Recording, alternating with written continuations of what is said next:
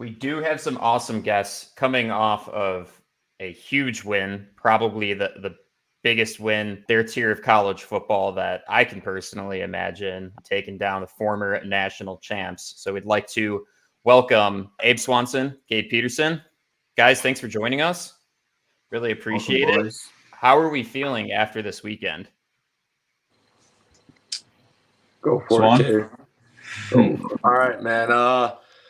Definitely a lot of emotion, coming off a big game, big rivalry game, something that you prepare for pretty much your whole life. When you get to Grand Valley, that's kind of the moment that they talk about. And then once you wait your 5 to 6 years for some of us for senior year, and it finally it all starts clicking, you get there and you're like, man, this is it. This is everything that I dreamed of, especially coming out and being on top. It's like, it almost takes your breath away, but you don't take it for granted for one single second. So obviously we're moving on to the next week now because, there's so much more in front of us. But to look back on that, man, just amazing for this senior class, amazing for this team, excited for the direction that we're going. So it's awesome. Yeah. So just looking at kind of the score and how the game progressed, it seemed like an absolute roller coaster. Like I'm pretty curious on, you guys experiencing it both offensively and defensively. Like, you blink and it seems like you guys are up 35-0. Do you guys kind of want to explain like the progression of events that got you there, and then kind of how you were feeling, as Ferris started to kind of claw their way back throughout the game as well? Yeah, I mean, that game was crazy, just like in all aspects, right? I mean, the whole, like, one thing that everybody talks about with like the anchor bone, okay, like it's going to be a good game no matter what. And so obviously we got out to a fast start. Our defense, I've just like, the best thing about it for me was like, obviously I play quarterback, I'm on offense, but when you just see your defense playing like the way they were, like there is no better feeling as an offensive player. And when they score, like it's a thing of beauty. So, 35 rip, basically in the first quarter, pretty much shocked everybody, including ourselves, like in that stadium, about just like how quickly that happened.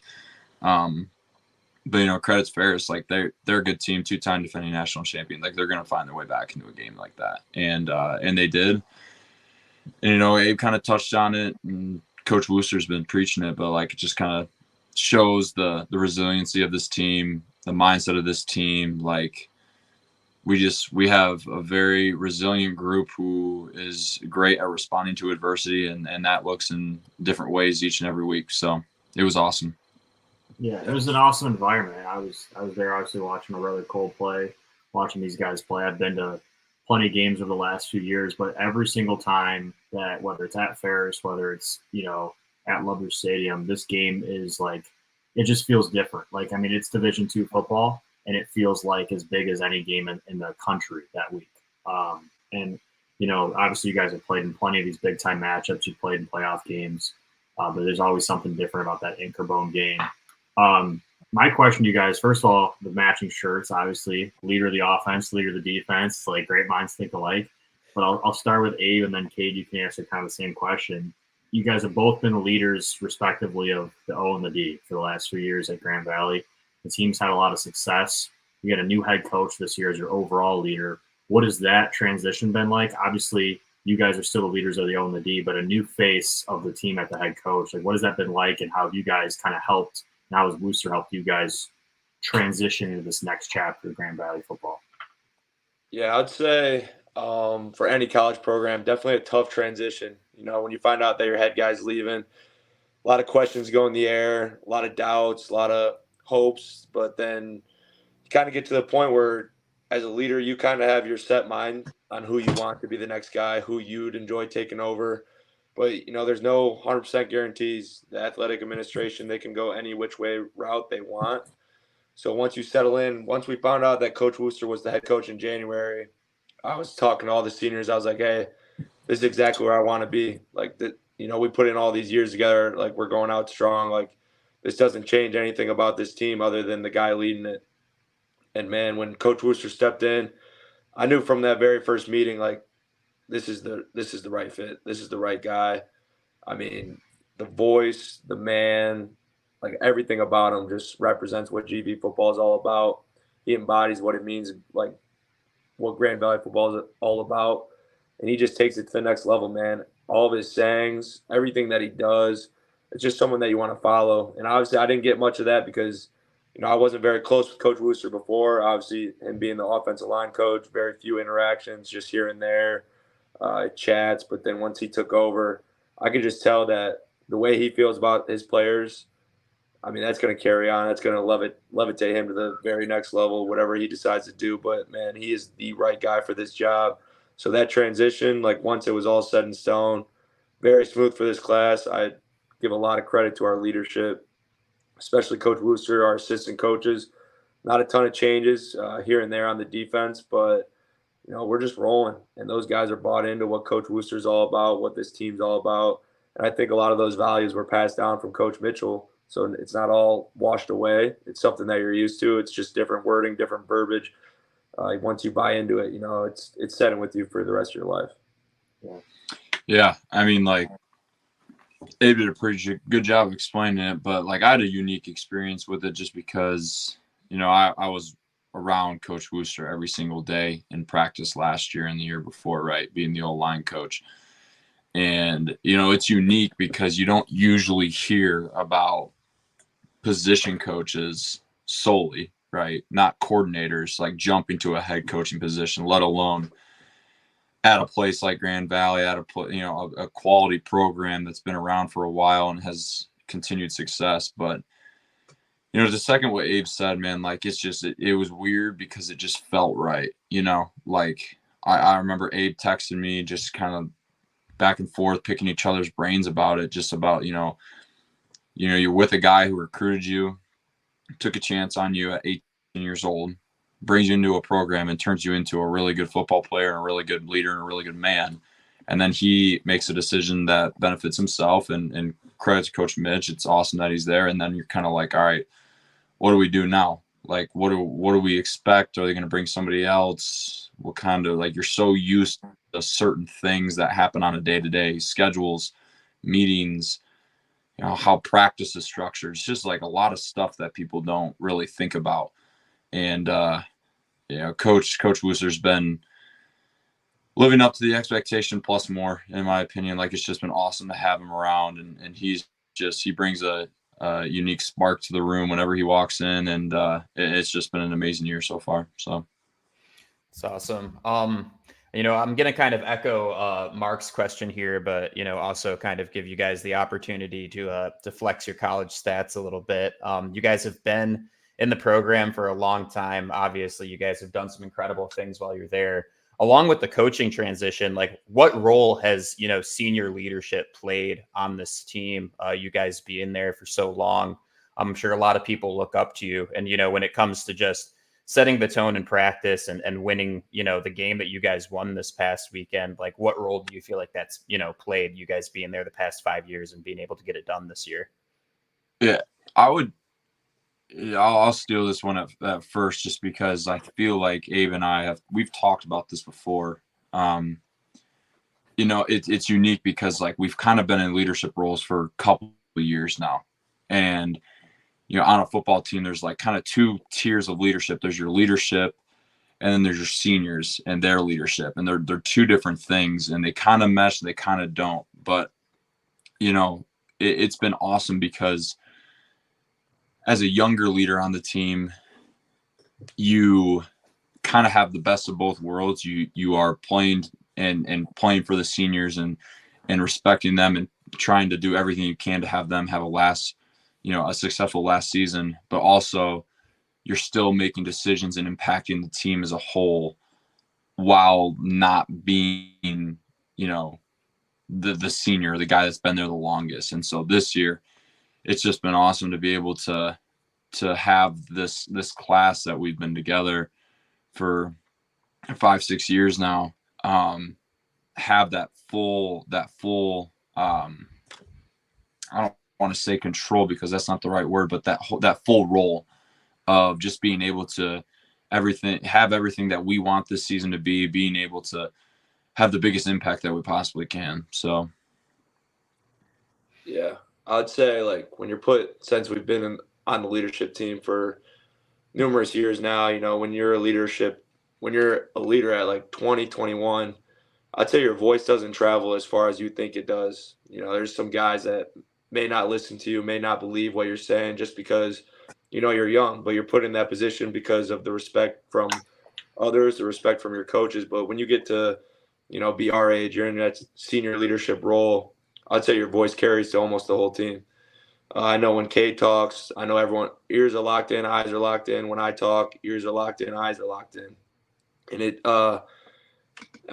through my time, we had to jump in that role. We had to jump in that role quite early. So like it was kind of taken away. I couldn't really look up to some of those senior leaders. I would listen to what they're saying and then I'd have my own opinion. But I knew it was on me to be a leader at the same time. So like now it's kind of we're bouncing off each other. And I would say that this leadership team, it's not so much back and forth. It's not like, hey, the offense needs to do this. Hey, the defense needs to do that. Like, no, we know exactly what we're put here to do. Like if I handle what I need to do on defense, I don't have to worry about anything the offense is doing. I don't have to worry about anything the special teams is doing. Like if I just handle my job, my Mike linebacker job to the best of ability, and then I get guys juiced up, I create good energy. It carries a long way. And when I mentioned like the boys traveling, there's a lot of young guys that you see fail out of college programs, either grades, maybe they lose their love for the sport, but just like this team, like these young guys are so bought into like what Grand Valley is all about. And I give a huge credit to Cade and the rest of the senior class. There's a lot of testimonies in this class like, hey, I was ready to toss those cleats up. Okay, I was ready to throw it all away, go work an office job, go do other things, maybe go get a different degree. But like this senior class, they just stuck around. And, a lot of programs say like those who stay will be champions. And like, that's how I feel about this team. We've got guys that have waited on life experiences just to play one more year of college football with the guys that they came in with, from 18 to 24, some of us. That's just a huge credit to like what this team's all about. And it's huge like credit to their character. So I'd say like that leadership and like just bringing it up, showing it to the other guys, like what it looks like, telling them like, hey, what I'm doing, it doesn't take too much. Just stick to the program, stick to the script, and you'll make it here. Yeah. I would also say like, and another thing too is awesome about this class is that there are a lot of guys who may not be captains on a week-to-week basis or may not have the largest voice, but that just do like an incredible job. I know you guys are close to them, but like Cole and Stevie, they go every day. They have a big impact on this team. Jordan Davis, Garrett Carroll, Chris McCarroll, Colton Heibel, like just every one of these seniors just have a unique role and voice on this team. And that's what's partly why I believe that this season has gone the way it has so far is this senior class. So, you guys both are obviously standout All-American players, right, at Grand Valley. And I think there's a terrible like negative outlook on a lot of Division II programs because it's quote unquote Division II, right? And you think Division II, well, it's not Division I, and people talk about it in this negative way. And for me, and all of the experiences I've had with Division II coaches, players, programs, like that is a very wrong opinion that people have. And I think that it creates kind of a chip on your shoulder when you go to a Division II program, and especially like Grand Valley would beat a good amount of Division I programs, on any given year. Ferris State would beat a lot of Division I programs on any given year. But there's this negative, outlook on it. Do you guys have a chip on your shoulder because you play quote unquote Division II football, even though you guys are standout players and could easily take your talents anywhere else and also be standout players? Or, have you guys just, what is your outlook on it? And do you think it makes you guys better players? For me, I've been a 6 foot, 220 pound Mike linebacker, like my whole, since I got to college and high school, I was even smaller. So I knew the reality of it, like looking at like the D1 commits, just looking at the size, I knew I know I'm I can do those things. Like I know I can play to that level. So I'd never say that I looked back at it and was like, I have a chip on my shoulder just because I didn't get that opportunity. I think it's just like you said, it's kind of like that stigma of like, oh, it's Division II. Like, oh, it's not as good. Like the talent's not as good. I would just say like the biggest difference is definitely interior line and then interior defense line. You know, you look at the size of those guys, but then you look at the skill players, you know, fairly like they match up. Like there's guys that go D1, come to D2 and don't touch the field. They can't. Yeah. Like they're not as good as the guys that are happens over there. all the time. Happens all the time. Happens all the time with the transfer portal. So I would say that it's not like a chip on my shoulder. It's just kind of like a thought, almost like, hey, like I'm just as good, if not better, than most of these guys. Yeah. So I wouldn't say I put too much thought into it. I would just say it's kind of something that's like, I know it's there, but it's not something that I'm going to give my energy because I can't change anything about it. Yeah, I would agree with Abe. You know, in my opinion, I mentioned this to my position coach when we were watching the tape on Sunday. Like you watch the tape, you watch the wide shot, tight shot of our game versus Ferris. Like that is a Division I caliber game, like without question. Like there's athletes, but like at every position who are far beyond, the average of Division II. And so it's kind of hard to tell. I don't really sit here and say like, does it give me a chip on my shoulder? Because to be honest, like until I really started proving to myself how success like made me view like how I can play the game, and did I never thought, like, oh, I should be a D1 quarterback or like whatever the case was. Like there are sometimes, like I can make a joke if I'm watching ball on a Saturday or something. It's kind of like who the hell is this guy? Like what? Like, but that's all kind of just fun and games. So not necessarily a chip, a thought maybe, but definitely don't spend energy in focusing on it. I whenever I hear people talk about it, I said, dude, just go to a game, go to one big time Division II game, and then see if your opinion changes. Because most of the people that say that stuff have never been to a game, have never seen guys like you play, and that stigma just continues on because they've never seen what it really is. There's some high level players and some high level competition at the Division II level. And I hate that stigma is out there. And I think that I don't think Division II football gets enough attention, to be honest with you. Well, it's widespread too. Like there's a lot of variance in Division II, very similar to Division I. And so there's, you look at some schools in Division III that would just wax the bottom half of Division II and vice versa, going up and down. Like, that's the thing that's hard, man. That's why like recruiting is so important for coaches, is because like really talented programs of Division II are going to constantly battle the D1 stigma. Same thing as Division III.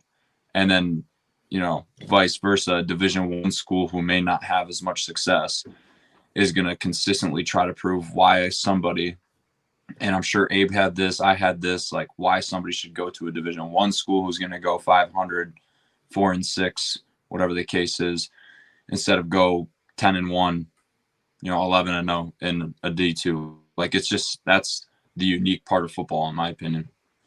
Yeah. To kind of follow up with that, there's a lot more opportunities for football players in general, no matter what level you're playing, to make money nowadays versus probably even when you guys, started college and started your athletic careers. So with that, like, is there anything that kind of goes on the D2 level NIL wise, and also have conversations kind of, maybe come up about, semi-professional as well, right? Because now with XFL, USFL, there's a lot more opportunities for guys to continue to play ball after their college careers are over. I'm just kind of curious, like, if there's been, conversations about that, or, how the landscape kind of looks now versus maybe, 4 or 5 years ago when none of that was the case. I'll say this real quick about the NIL thing. Abe is your guy, because I swear to God, every restaurant we go to within 10 miles of Allendale, this dude isn't paying for it. And I'm sitting here cashing a check, paying for my pizza or my grinder or whatever the case is. And this dude's just quick little posts on the Instagram, tag him up, Okay, so Abe milks it. Got it. Okay. Abe's got Abe's got the NIL image, man. He's got the eye in NIL for sure. No, it's I'd say it's definitely not as widespread as like Division I. That's just like one thing. So like obviously, some of those D1 guys got 20 plus K followers on Instagram. I got about 2K. So just staying like local. I signed with an agency, Net Sports Management, that handles my NIL stuff. So they've done a tremendous job of reaching out to local businesses and kind of getting contracts going. Definitely a lot more than what I expected goes into NIL. I thought it was kind of like quick pro code, this for that. It's definitely a lot more than that.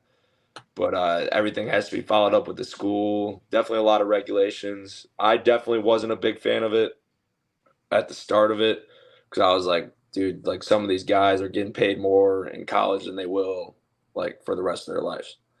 Like even some of their college contracts are going to be bigger than their NFL contracts. No wonder they're staying at schools a little bit longer.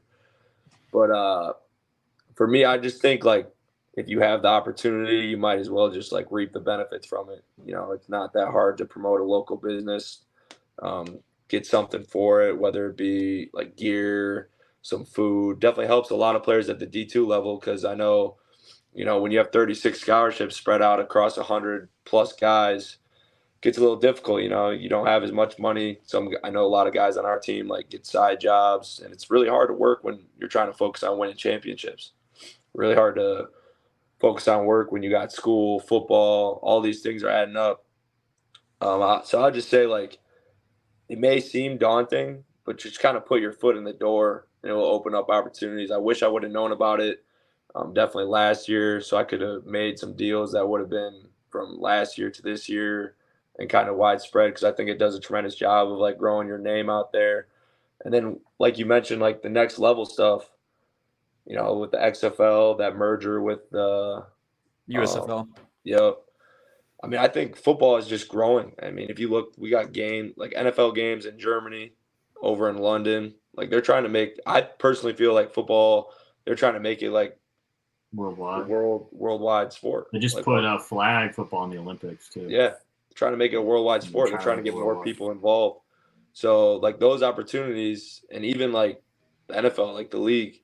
Like we've got guys from GV that made it to NFL. Like if you can play football, they're gonna come and find you. Like you don't gotta go you don't gotta be superhuman. You don't gotta go ride pine for 5 years at a D1.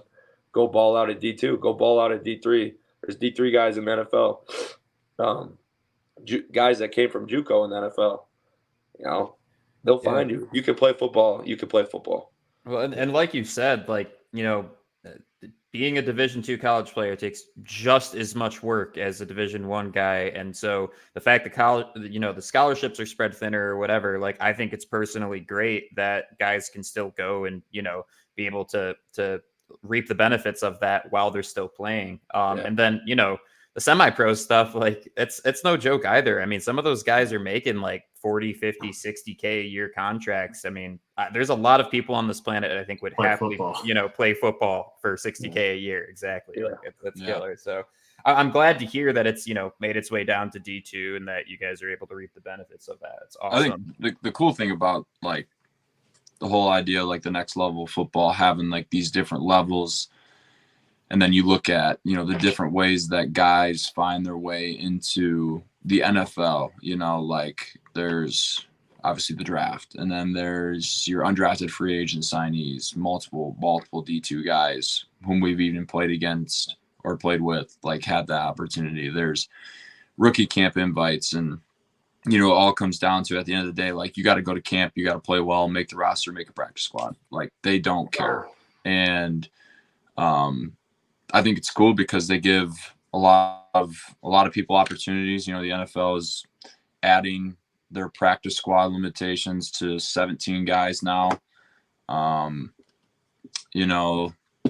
game is growing. The USFL XFL merger, I think, is awesome. I hope that continues to grow.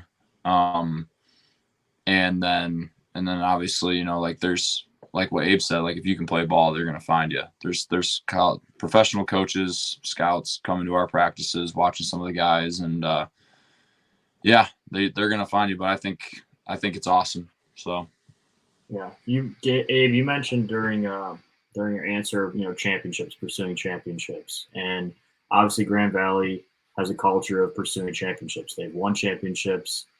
That's what they're about there. When you go there, that's what you're chasing. That's what you're expected to do.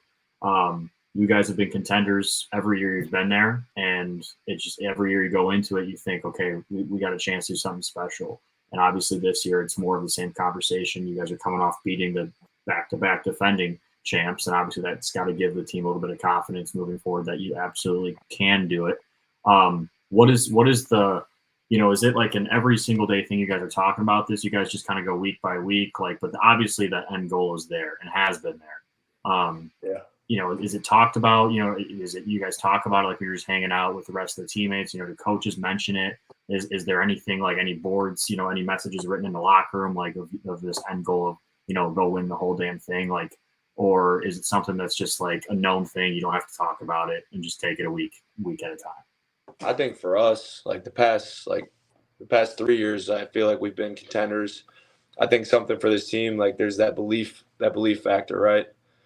Hey, we can actually go do this. Hey, we can beat this team twice. We can beat this team once.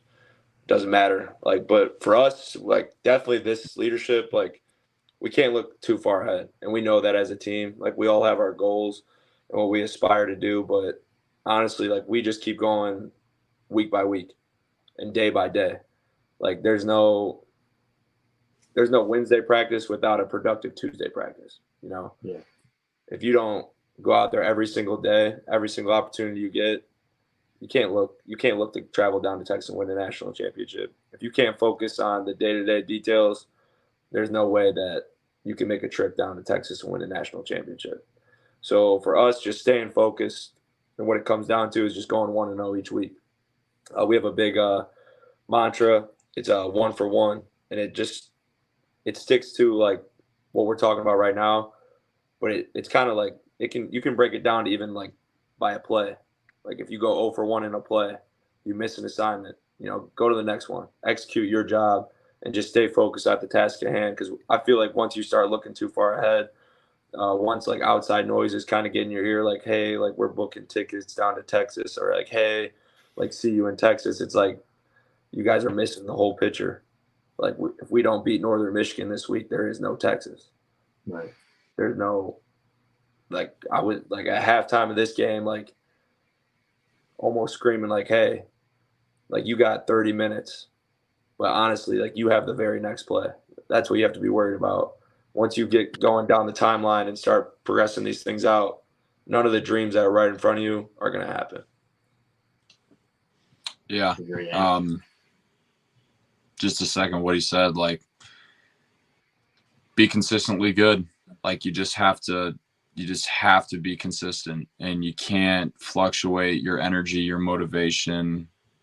Obviously, execution's one thing on a Saturday, but what you put into it week to week has to be consistent in order to be a good program. And that starts at the top and works all the way down to scout team. And I think every good program will say that. 100%. Yeah, absolutely. So has there been any talk about Stevie Roncelli's haircut, and what were you guys feeling on it after chopping his hair? And now that you're winning, I assume maybe it went from being a bad omen to a good one. I'm not sure. Dude's faded up at all times, man. He looks good. Dude, get that guy a beard line up and a bald fade. He's all set. Man, I love it. I mean, he was committed to it. He said, I'm going to chop it off for my senior year. I was not expecting a full chop, though. I was not either. Kind of full chop. I thought he was going to leave some and then be okay, I like it. I'm going to keep growing it back, or I'm getting rid of it. He went full chop, committed to it. Man, that's the most handsome man in the world. Get that dude a fresh haircut. Man, he's got just the style, the swagger. I mean, you look at the way Stevie Roncelli plays the game of football, man. undersized, like I said, like myself, man, he does not care. Does not care. And with that hair, he was scary. But then you see the picture that he posted on Instagram from last game. Yeah, he's triple a his size. cold-blooded killer. Yeah. Just so you guys know too, he's been like that ever since Mark and I have known him, which is like elementary school. Like he's always had that mentality. One last thing that I kind of want to chat with you guys about over here. We're primarily an NFL podcast. So Cade, you're from Michigan originally, Abe, Illinois, right? Yep. Okay, so you guys are having very Cade. Oh yeah. Abe does not want to answer this question. Yeah, I was gonna. I'm open fall. it. Let's talk about our respective professional teams right now. Detroit Lions looking good. Bears are dead. How's been following along with the league, Ben? Man, there we go. Jay go. Come on, right there. Offense, baby. Every Sunday's tough for me, man. We that's the only day that we get to wear like NFL jerseys into our facility, man. But I'm rocking a Bears jersey every Sunday, so I got like about 10, so I rotate them. But I just gotta hear it from like my teammates. I would say like I'm a glorified Lions fan though. I've been around the guys for too many years now. Decorated our houses with Lions flags. So, like, whenever the Lions are on, I'm cheering for the Lions unless they're playing the Bears, which is, like, unfortunate because I know, like, we're not going to win that game. And then, like, I see the news this week that, like, our starting quarterback dislocated his thumb, and I'm devastated. I see what we do against the Commanders. I get my hopes up. I'm thinking, like, the ship's going, it's sailing. And then, Cannon comes out of nowhere, and it just starts sinking. If the season ended today, Abe, you got the first and second pick. I mean, that's an opportunity. For Caleb, right there. Is that kind of the mentality? Is tank for Caleb? Or are you still not out on field yet? I still want Trubisky. See, that's Mitch. Listen, we've had Bears fans in this weird attachment. Bears fans have attachment with Mitch. My roommate in college has a Mitch Trubisky jersey. He still says we want Mitch. He wants Mitch back. Dude, give me Mitch. But honestly, Mitch is gone. Washed away. Still give me Fields. I think we have a decent amount of weapons. I think there's definitely positions we need to work on. Definitely our O-line and D-line. But, there's a lot of success. I think Justin Fields is just kind of something needs to get going with them. One hell of a player, special talent.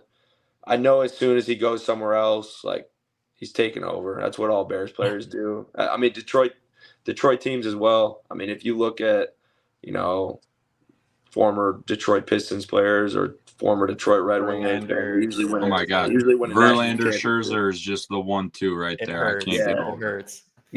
Once they leave you, dude, they become a new player. Like once they get out of Detroit and Chicago, they become a new player. But the only thing for the Lions right now is like players want to go to Detroit because it's so That's a new sick thing. there. Cade, you're as a quarterback, you got the golf jersey, but as a quarterback and all the experience that you have playing the position at a high level, what are you seeing out of Jared Goff? Because I don't think the average football fan realizes how special he's been. I mean, he just he makes some throws that look routine because he's not sporadic in the way he throws it like Patrick Mahomes. But, you rip a 17-yard field dig over a nickel below a corner before the mic drops in the window versus Tampa 2. That is insane, and he does it rep after rep. Yeah. People don't understand how good he is. And the crazy thing is Amon-Ra is good, and Montgomery has really started to show how talented of a back he is ever since he left Chicago. And so but they don't have they don't have a guy like Tyreek Hill, Justin Jefferson. But man, they had an incredible draft class. The rookies are just tearing it up. Insane. And I think Laporta is going to be a top 5 tight end. Yeah, that's my dog. Within the next year, if he isn't already now. That's my guy. Yeah. I mean, like you said, they don't really have a lot of superstar players, but they're a gritty team that just, I mean, you can see it when you watch games, and if you watch film of their games, like it comes out at you when you're watching it. Like guys care, they do the extra things that most professionals don't do, the extra block, the extra cut instead of going down, instead of sliding, instead of running out of bounds, like running somebody over, like sending a message from the first snap to the last snap, like we're gonna physically be better than you and be tougher than you. I didn't even expect it. Like you were mentioning about Jared Goff earlier, like I'm not gonna lie, when he first was traded, because I was a huge Stafford guy, like was cheering for the Rams all year for that year that they won the Super Bowl. Like I'm sitting here, I'm like, dude, like we got this guy from Cali. He's been in Cali his whole life. Like he's gonna come to Detroit and like be a Lion and just embrace like being a Lion. And I'm just like, I could not have been more wrong. And as well as like every other guy, I was a Debbie Downer about the Lions for like 2 years ago. So was I. I was one of the biggest haters there is. Yeah, and Mark's paying for it. He has to take the ACT because he got their win total wrong. So yeah, he's stuck with that. But I agree with you. I mean, I think him embracing that Dan Campbell mentality, it kind of shocked everybody. And I think you're right. Like they don't have an elite maybe skill position or skill core. What they do have is an elite O-line, and I feel like that just makes everything easier and everything better. And Goff's ability to have time process that information, and obviously setting up play action, it really benefits him as a quarterback and where his skill sets are at. So he's crazy, man. I mean, they're such a good team. Mark, do you have any other questions before we hop off here? No, man. I'm just really appreciative you guys came on, especially after an awesome win, and obviously we're prepping for the next week already, but really appreciate you guys taking the time to kind of break down the game, break down your guys' careers, talk about some other ball stuff. I will say, John, I was a bit worried when you started a Steve Ronselli question with what do you guys think of Steve Ronselli's? And then I was like, dude, where is this question going? Because I was a little bit worried. Then you said haircut. I'm sure you guys got other stories that probably aren't safe for work, so we'll let those stay in the locker room. Yeah, you had me nervous there for a second. Well, hey, really appreciate you guys coming on. Huge congrats again on the win. Hopefully, you guys had a good time celebrating this past weekend, and looking forward to see what you guys do the rest of the season too. Awesome, thank you guys. Appreciate it. Appreciate it. Thanks, guys. Killer interview. Another great interview here on the and I just want to bring that graphic back real quick too for those, because I only brought it up for a few seconds. I mean, this is the resumes that we're talking about for these guys. About as good of a college resume as you could possibly have. And it really is awesome just seeing the like I said, the senior leadership, right? Like you don't become this effective in a program unless you're truly dedicated and willing to stick it out and grind. And now finally, right, they're beating the defending national champs their senior year. I mean, not too many stories much cooler than that as far as football goes, if you ask me. Yeah, I mean, I think, again, the Division II college football doesn't get enough attention and doesn't get enough respect. But, Cade being a Harlan Hill finalist, like that's the Heisman for Division II. Like that's being nominated for being the best player in Division II football across the country. Obviously, going All-American means you're one of the best at your position, and Abe's a first-team All-American, like the best middle linebacker in Division II in the country. And you have those two guys leading your offense and defense. Like you wonder why Grand Valley is a contender every year, and you wonder why they've had so much success as a team. But also, those two guys have really been special to watch. I mean, I've gotten to go to many games watching my brother play. But those guys always stand out, and they always play well. And some of the things that they've done, you look twice and you're like, holy shit. Like they're just playmakers. They're special, gifted athletes. They're also awesome dudes, and it's pretty cool being friends with them as well. I will say one thing too about Grand Valley before we move into some other, NFL talk. That team, like they talked about the chemistry and stuff. Like I played at Central, and the chemistry that our team had, just when you compare it to what I see, how close those guys are. I mean, there's a tight knit group of like 20, 25 dudes in that senior class that are like best friends. Like They do everything together. They live together. They eat together. Like they just are super, super close and love each other. There was definitely that at Central, but not to that extent. you cannot replicate, first of all, what that does for a team, but also you just can't replicate it, period, right? Like it's never something you can force. It literally is built by having a large group of guys buy in and spending years together building that relationship, right? And then you add the talent aspect in it, and you add the coaching aspect in it, and it's just like pouring gasoline on a fire. It makes everything that much more explosive, that much more efficient, that much more resilient. So yeah, I mean that's awesome. And like I'm not that close to really anything related to Division II football other than following Cole and Stevie, and even I can tell like what kind of group they have there, how much hype there is behind all of it. It's some cool shit.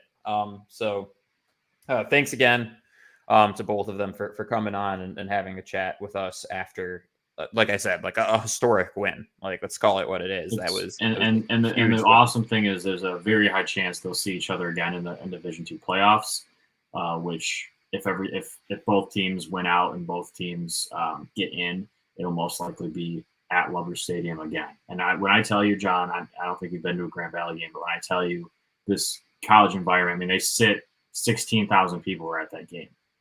Like what's the timing on that college wise, like early mid-December? Because I mean, shit, dude, if they do see each other in the playoffs, maybe I'll take a trip up with you and we'll watch that game together. It's an incredible game environment to be in and to be a part of. And like Cade said, no matter what happens, those games end up being tight, hard-fought games. Like every single time I've gone to a game or watched a game between those two teams, if there's a big lead that happens, no one. I mean, I was sitting right next to my dad, and I was like, "Is this game over?" Like it was 35-0 with 12 minutes left in the second quarter. Like it was an absolute tsunami of just blue and black Grand Valley domination. That's insane. And my dad's like, "No chance. Like, do not even say a word. Like, this is Tony and East you're going against. This is Ferris State. They've won 2 straight titles. Like, you do. There's no safe spot. There's no safe cushion that you can start with." And 28 unanswered, and all of a sudden that crowd was silent and people were worried. And credit to Grand Valley for finishing the job. I mean, most teams. How much time was left in the game when it was 28-35? Third quarter still. Okay, so there was like. Yeah, I mean, it was literally the entire from that moment of 35. It was literally like a game of like just the most momentum shifting game I've seen. 35-0, 0 momentum for Ferris, 0. Like not one good thing went their way. 28 unanswered, and Grand Valley just completely stalled out. Like nothing was going their way. And then you get into the fourth. I think the first drive of the fourth quarter, Grand Valley scores, and people finally have like a sigh of release. The crowd re-erupts. Like you finally have a double-digit 14-point 2-score lead. And from that point on, it was still kind of close, but like you felt pretty good. But for a good entire 2 quarters of that game, the second and third quarter, you're like, what is happening? I mean, a 35-point comeback would be like up there with one of the best, if not the best comeback in Division II college history. I don't know what is the biggest comeback, but no, that'd be crazy. I mean, so. And obviously, like legitimate, possibility at that point in the game. So that had to be mind blowing to watch in person for sure. And it's always interesting too for my brother and for me. Like my cousin's the defensive coordinator at Ferris. Cole obviously plays safety for Grand Valley. I know all these Grand Valley guys through Cole and Stevie. I'm close with Tony and East through just he's a mentor of mine and my dad's in terms of coaching. Like it's always an interesting game. Like I was able to go talk to him after the game and. Talk to obviously all the Grand Valley guys after the game. It's wish they both. We've had Ferris guys. We've had my cousin on the show. You can see that episode too. So it's like it's tough because you wish both teams could win. You want both these guys to do well, but at the end of the day, only one team could win.